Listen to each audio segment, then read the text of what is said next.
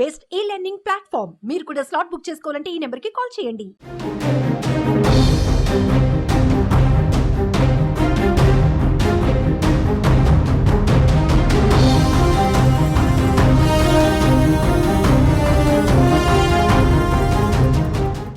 TDP Janasena కూటమి అభ్యర్థుల తొలి జాబితాపై ఉత్కంఠ కొనసాగుతోంది. కాసేపట్లో లిస్టు విడుదల కాబోతుందని తెలుస్తోంది.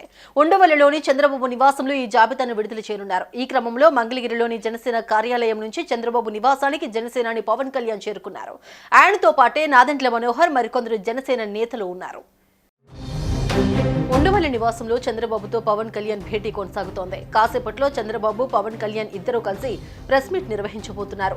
చంద్రబాబు నివాసం ముందు ప్రెస్ మీట్ కు ఏర్పాట్లు చేశారు. ఈ సమావేశంలో తొలి జాబితాను విడుదల చేయనున్నారని తెలుస్తోంది. తొలి జాబితాలో 60 నుంచి 65 మంది అభ్యర్థులు ఉండే అవకాశం ఉంది.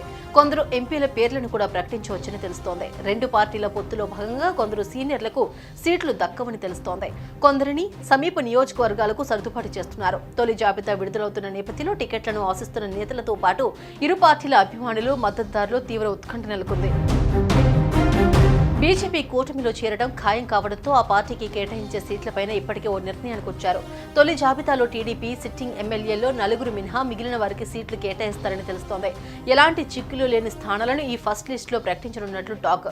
ఫస్ట్ లిస్ట్ లోనే టీడీపీ జనసేన కీలక నేతల పేర్లుండే అవకాశం ఉంది. కుప్పంలో చంద్రబాబు, భీమవరం నుండి పవన్ కళ్యాణ్, మంగళగిరి నుండి లోకేష్, టెక్కిలలో అచ్చెన్నాయుడు, తెనాలిలో జనసేన నేత నాదెండ్ల మనోహర్ వంటి కీలక నేతల పేర్లు ఫస్ట్ లిస్ట్ లో ప్రకటించనున్నట్లు తెలుస్తోంది.